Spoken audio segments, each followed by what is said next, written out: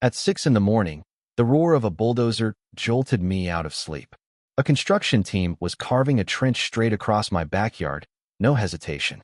They claimed it was part of the HOA's new water line project. Here's the wild part. I'm not even part of their neighborhood. At first, I thought I must be dreaming. There's no way a full-blown excavator was tearing up my property at sunrise. But when I stumbled outside in just boxers and bedhead, it was all real. Machinery humming, workers in safety vests everywhere, and a guy waving blueprints around like he owned the whole block. I asked him what the hell they thought they were doing, and he shot back with zero hesitation. They were laying down water lines for the Willow Creek HOA. Said they'd be done in a few days.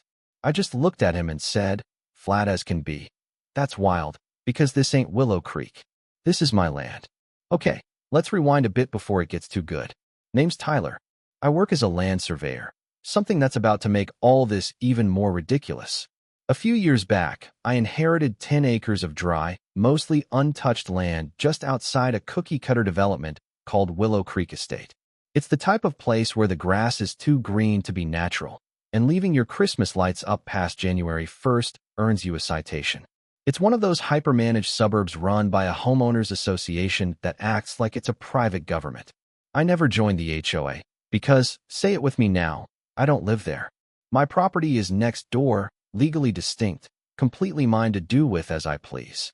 I used it mostly for storage, camping on weekends, or just escaping people, especially the kind who care too much about curb appeal and matching mailboxes. But somehow these HOA folks got it in their heads that my land was just there for the taking. 2 weeks before the bulldozer hit, I saw a couple guys with survey gear nosing around the edge of my lot.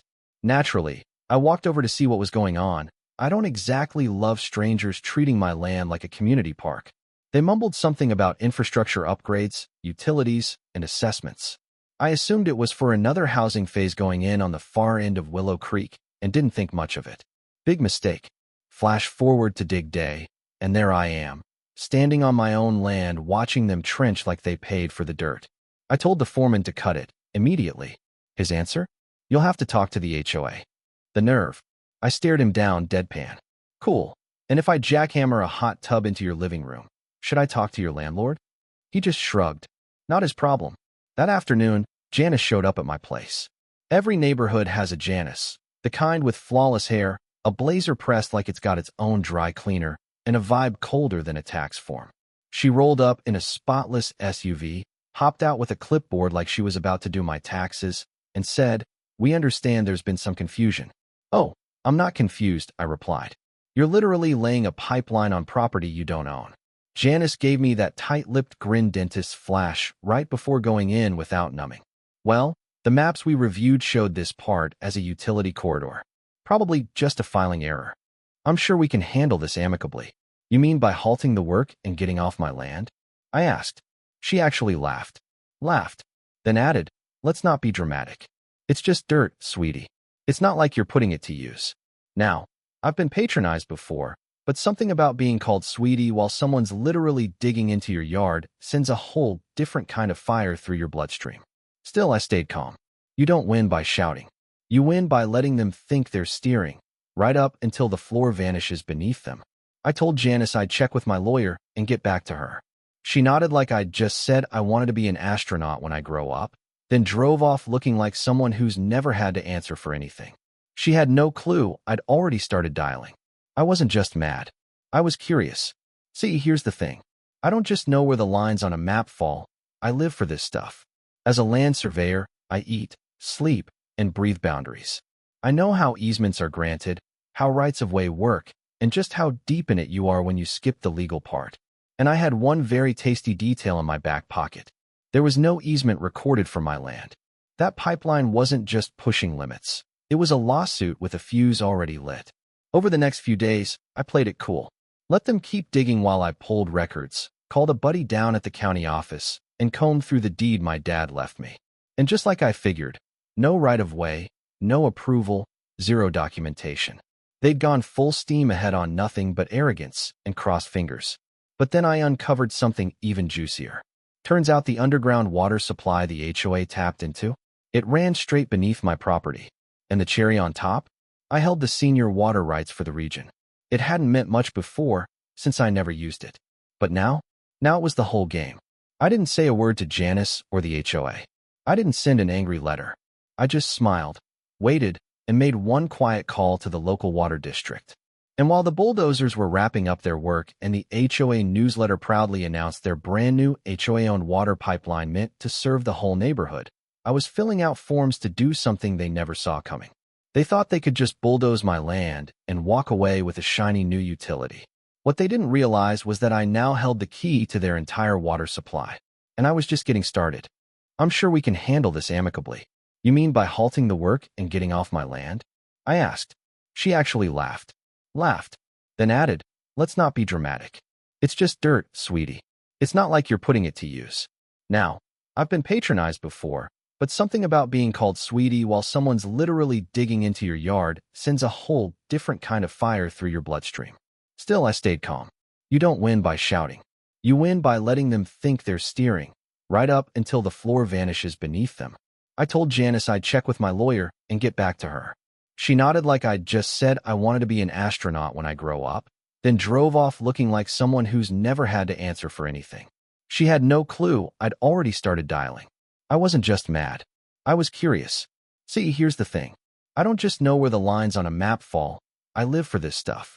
As a land surveyor, I eat, sleep, and breathe boundaries. I know how easements are granted, how rights of way work, and just how deep in it you are when you skip the legal part. And I had one very tasty detail in my back pocket. There was no easement recorded for my land. That pipeline wasn't just pushing limits. It was a lawsuit with a fuse already lit. Over the next few days, I played it cool. Let them keep digging while I pulled records, called a buddy down at the county office, and combed through the deed my dad left me. And just like I figured, no right-of-way, no approval, zero documentation. They'd gone full steam ahead on nothing but arrogance and crossed fingers. But then I uncovered something even juicier. Turns out the underground water supply the HOA tapped into, it ran straight beneath my property. And the cherry on top? I held the senior water rights for the region. It hadn't meant much before, since I never used it. But now it was the whole game. I didn't say a word to Janice or the HOA. I didn't send an angry letter. I just smiled, waited, and made one quiet call to the local water district. And while the bulldozers were wrapping up their work and the HOA newsletter proudly announced their brand new HOA-owned water pipeline meant to serve the whole neighborhood, I was filling out forms to do something they never saw coming. They thought they could just bulldoze my land and walk away with a shiny new utility. What they didn't realize was that I now held the key to their entire water supply, and I was just getting started. The thing about revenge is that it's so much sweeter when it's cold, calculated, and backed by a water rights attorney. After Janice drove off with her smug look and patronizing attitude, I spent the next few days putting together what I like to call my petty power portfolio, a delightful little folder packed with property deeds, water rights documents, and aerial surveys. If this were a superhero origin story, this would be the montage where the geeky guy realizes he's been bitten by a radioactive lawyer. I wasn't just going to stop the HOA. I was going to make them pay, literally, for every drop of water they tried to take. First, I confirmed my suspicions. The HOA had no legal easement to run a pipeline through my land. Not now, not ever. The Willow Creek subdivision map might have looked fancy on shiny paper, but when I compared their proposed utility corridor to official county plat maps, it became clear. They were operating on pure fiction. Whoever gave the green light for this pipeline either didn't do their research or thought no one would notice. And honestly, they were probably right, until they picked the wrong person to mess with. But here's where it gets interesting. The aquifer they were tapping into isn't just some random hole in the ground. It's part of a regional groundwater basin with strict rules. And by sheer luck and inheritance, I held senior water rights for a large portion of that basin. That meant any water drawn from that system, even if it was technically under their development, required my approval because the flow started on my land. In other words, I controlled the faucet, and they had just hooked their entire community up to my plumbing. I set up a meeting with the local water district, presented my documents, and asked a few hypothetical questions. Hypotheticals like, if someone builds a pipeline through my land without my permission and starts using water from an aquifer I own rights to, could I stop them? The answer was a very satisfying yes. In fact, not only could I stop them, I could officially block any new water withdrawals from the aquifer in a specific area pending legal review. They even offered to send out a hydrologist to inspect the situation, just to be thorough.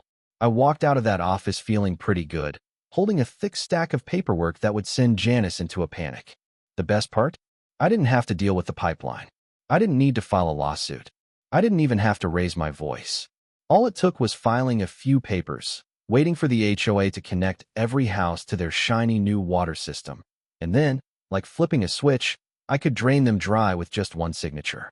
Meanwhile, the HOA was busy patting themselves on the back for their big achievement. I got my hands on one of their newsletters, and let me tell you, the smugness oozing from that thing could light up a whole town. A greener Willow Creek is just around the corner, it said. Thanks to our cutting-edge irrigation project, homeowners can expect lush lawns and increased property values. I clipped that newsletter and slapped it on my fridge like a trophy. But here's the best part. They still hadn't realized they'd crossed onto my property. Not yet, at least. I kept expecting some kind of follow-up, maybe a last-minute attempt to negotiate or at least acknowledge what they'd done. But Janice and her crew probably convinced themselves they were in the clear. Maybe they thought I wouldn't actually do anything. Or maybe they were just used to bulldozing over people who didn't wear suits at breakfast. I stayed silent, which wasn't easy. Every time I saw that trench cutting across my land, I wanted to grab a shovel and fill it in myself. But no. Patience. Precision. Perfect petty timing. I let them finish the construction. Let them connect the sprinklers and fill the fountains. Let them think they'd won. It was a game of chicken, and I knew exactly when to make my move. By late spring, everything was ready. The hydrologist came out, confirmed the illegal access, and sent his report to the district. I filed my formal complaint. I submitted the cease and desist forms with a lawyer's signature in a very polite tone. I even took pictures of the pipeline running through my land, just in case they tried to play dumb. Then I waited. Summer hit like a blast furnace, and with it, peak water demand. Sprinklers went into overdrive, kiddie pools popped up like mushrooms after rain, and the HOA sent out a reminder email about responsible water use. I nearly dropped my phone from laughing. That same week, I filed the final form, the one that triggered a district-wide alert to all unauthorized users of the aquifer, specifically those tapping into unauthorized pipelines. In just 72 hours, the flow slowed to a trickle, and complaints started flooding in. Residents bombarded the HOA with furious emails. Lawns began to yellow. Sprinklers sputtered. People were livid. The HOA board scrambled to figure out what had gone wrong, but they couldn't find the issue. After all, the system had been working perfectly just a few weeks ago. They called contractors, plumbers, even city officials. Nothing helped. Then, Janice showed up. She came by again, but this time, she looked a little less put together. The pearls and crisp white blouse were gone. This time, she wore sunglasses and carried a folder so thick it could have choked a goat. She didn't smile. She didn't say hello. She just dove right in. "We need to talk," she said. "Oh, now we need to talk?" I said, sipping my coffee on the porch. "What happened to It's Just Dirt, sweetie?" I threw in the jab, but she ignored it. "There's been an unfortunate situation with the water system." Unfortunate is one word for it. I shot back. Illegal is another. She tried to argue it was all a misunderstanding, that they had acted in good faith, that the HOA had been relying on outdated maps. I let her ramble until she finally asked, "Is there any way we can resolve this quietly?" That was the moment I'd been waiting for. I stood up, walked to the edge of the property where their pipeline crossed, and pointed. "That trench, that's trespassing. That water, that's mine." I pulled out a copy of the cease and desist letter. "And that fine, that's $500 a day, retroactive to the day you started digging." Her face drained of color. I leaned in, smiled, and said, "But I'm not unreasonable. I'll give you a chance to make it right." Then I laid out my offer, not to stop the complaints, not to remove the fines, but to sell them back access to the water they'd stolen for a price. What I didn't tell her was that I already had a backup buyer lined up, a local farming co-op looking for a reliable water source, with better lawyers and deeper pockets than the HOA could ever dream of. Janice left that meeting looking like someone had just run over her dog. I knew, without a doubt, the HOA was about to face the most expensive sprinkler system in the neighborhood's history. But just when I thought I had them cornered, something unexpected happened. A resident, a guy named Mitch, showed up at my gate. He wasn't angry. He looked nervous. And what he told me, Let's just say the HOA's little pipeline wasn't their first land grab. When Mitch showed up at my gate, I was half expecting another round of heated finger-pointing and entitled demands. But instead of charging up like Janice had, he hesitated, knocked politely on the gate post, and waited like someone delivering bad news to a sleeping dragon. I opened it cautiously, coffee in hand, prepared to unleash my well-rehearsed speech about property rights and trespassing fees. But before I could get a word out, he spoke first. "Look, man, I'm not here to argue. I just want to talk." That threw me off just enough to let him in. Mitch was in his mid-40s, looking worn out, the kind of guy who probably spent weekends fixing his sprinklers and watching football while grumbling about taxes. He didn't seem like the typical HOA enforcer, more like an unwilling pawn caught in the middle of a bureaucratic mess. He walked up to my porch, glanced nervously toward the trench, and said, "I heard what happened. About the pipeline. About the water. I'm not gonna lie, half the neighborhood thinks you're the devil. The other half wants your lawyer's number." I smirked. "Well, at least I'm splitting the neighborhood evenly." He chuckled weakly, then got serious. "I wanted to tell you something because I think it's only a matter of time before people start talking. This pipeline thing, it's not the first time the HOAs have played fast and loose with property lines." That caught my attention. I leaned on the porch railing, signaling for him to keep going. Mitch explained that about a year before the pipeline issue, the HOA had rearranged a walking path through what was supposed to be community-owned greenbelt space. Except, it turned out that part of that greenbelt actually belonged to a retired couple named the Harpers, who owned a small piece of unincorporated land along the southern fence. The HOA had bulldozed part of their backyard without even giving them a heads up. I asked what happened to the Harpers. Mitch sighed. They were in their 70s, didn't want to fight it. They got a small settlement, but the HOA made them sign a non-disclosure. Most people thought the Harpers just gave up the land willingly. That made my stomach turn a bit. I'm all for payback and consequences, but taking advantage of people who are too old or too worn out to fight back, that's a whole different level of low. Suddenly, my little battle with Janice seemed a lot bigger. If they'd pulled something like this before, they'd do it again. And now, I wasn't just fighting for my land anymore. I was about to become the brick wall these HOA vultures would run into. I thanked Mitch for the tip and offered him a beer. He turned it down, but before he left, he added, "Most of us just want working sprinklers and some peace. We didn't vote for this pipeline. We didn't even know it went through your property. Janice, she pretty much does whatever she wants." I already knew that. What I didn't know was that Janice was starting to feel the pressure. After our conversation by the property line, I sent her a formal proposal. I'd let her have water access through my land, legally this time, for a one-time payment of $250,000, plus a public apology at the next HOA meeting. As expected, she laughed in my face. But just a week later, that laugh turned into frantic phone calls. The community was in chaos. Lawns were drying up, turning into crunchy, yellow wastelands. Garden clubs were threatening to revolt. One guy even had to cancel his 4th of July party because his pool wasn't filling. The neighborhood Facebook group was exploding. My favorite post: "Why are we paying dues if we can't even water our own grass? Is this an HOA or a scam?" At first, Janice tried to put out the fire. She sent out a newsletter blaming temporary supply issues and encouraging everyone to conserve for the greater good. That lasted all of 3 days before someone forwarded my cease and desist letter to the group chat. After that, the gloves came off. People started showing up at board meetings with screenshots, copies of my legal notices, and a surprising amount of profanity for such a high-class neighborhood. Someone even spray-painted "Free the Water" on the community tennis court. I almost sent them a thank you basket. Then came the desperate emails. Janice tried to settle, offering me $5,000 to keep it quiet. I shot back with a new invoice for the trespassing fines, now at $500 a day for over 40 days. $20,000, not including the water access fee. She didn't respond, but I could tell the pressure was building. Just to rub it in a bit more, I installed a locked metal valve where the pipeline left my property. I painted it bright red, attached a warning sign to the fence, and put on a flow meter for good measure. I wanted them to notice. I wanted them to know exactly where their problem was, and that I was the one with the key. Residents started driving by to check it out. Some snapped pictures. A few even waved. One guy stopped to ask if I was hiring. The HOA board, however, was nowhere to be found. Then, something strange happened.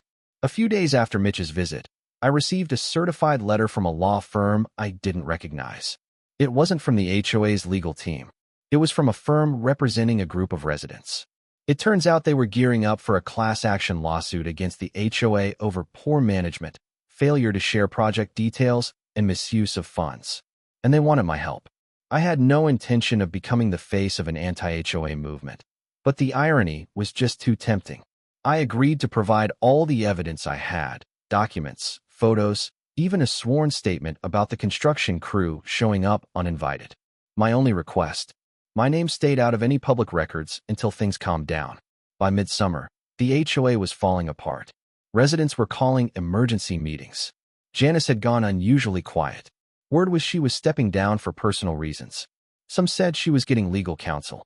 The board issued a statement saying they were reviewing the pipeline situation and exploring other options, which was just a fancy way of saying, "We messed up and have no idea what to do now." Then I had another visit. This time, it wasn't Janice or Mitch. It was two guys in business casual, driving a black Lexus, carrying briefcases.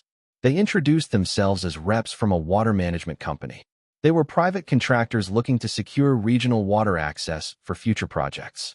They'd heard about my land, my rights, and my control of the aquifer, and they were ready to make me an offer. That's when it all clicked. The HOA wasn't just building a pipeline for landscaping. They were trying to lock down long-term water infrastructure to raise property values, attract developers, and fatten a few wallets behind the scenes. Janice wasn't just overstepping, she was plotting.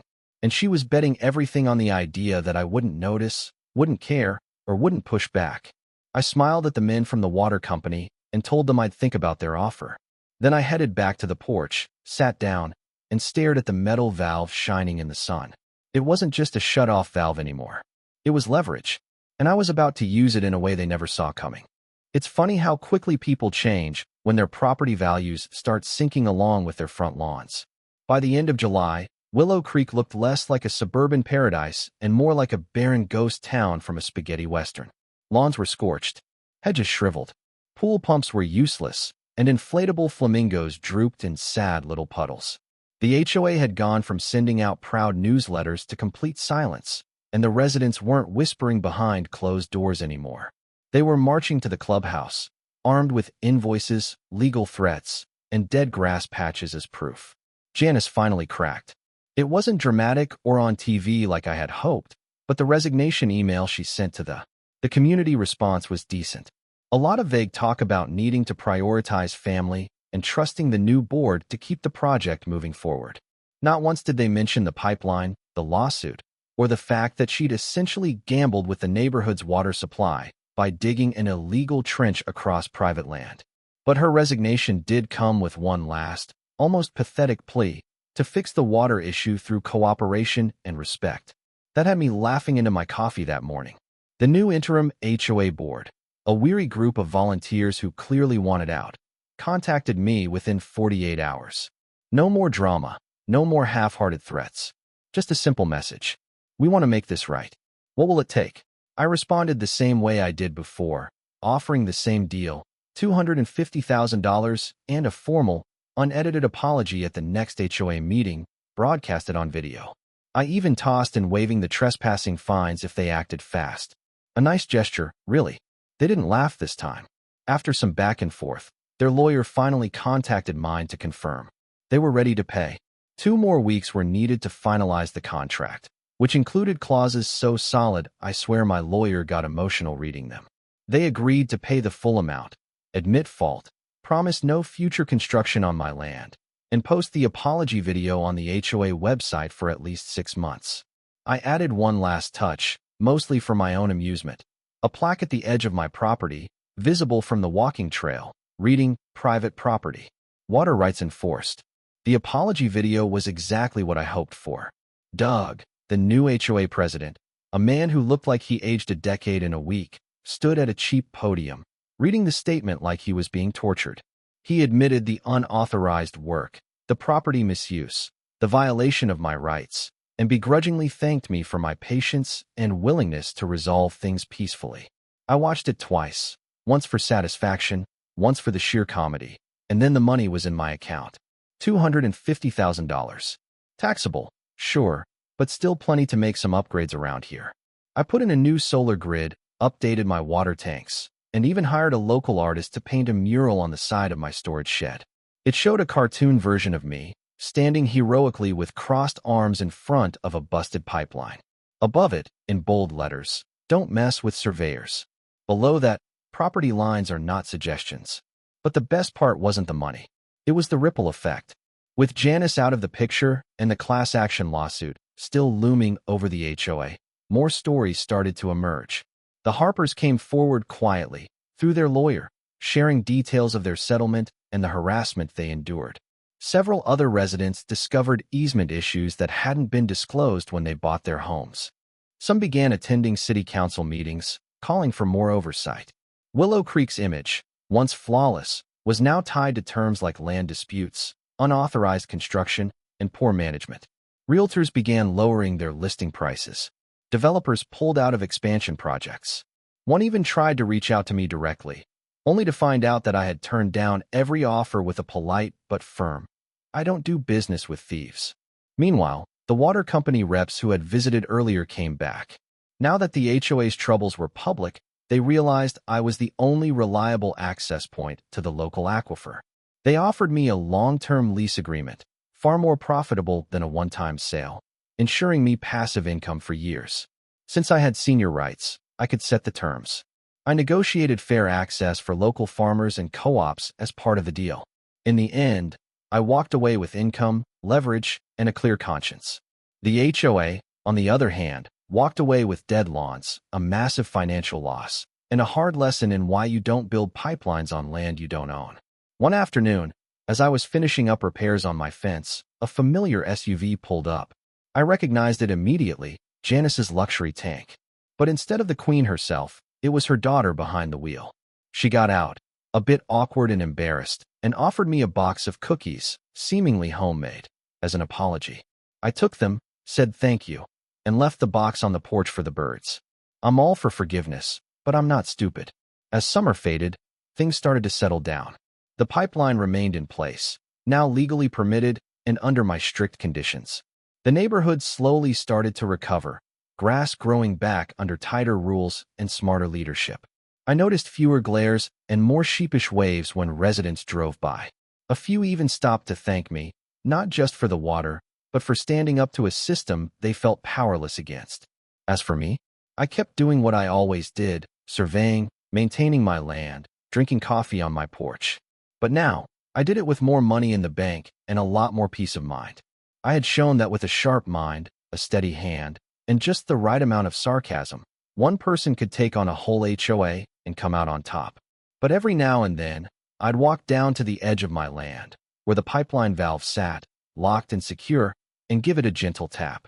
A reminder to myself, and anyone watching, that control doesn't come from yelling the loudest or pushing people around. It comes from knowing exactly where the lines are drawn and daring anyone to cross them. And just in case they forgot, the plaque was right there to remind them. Water rights in force. Always.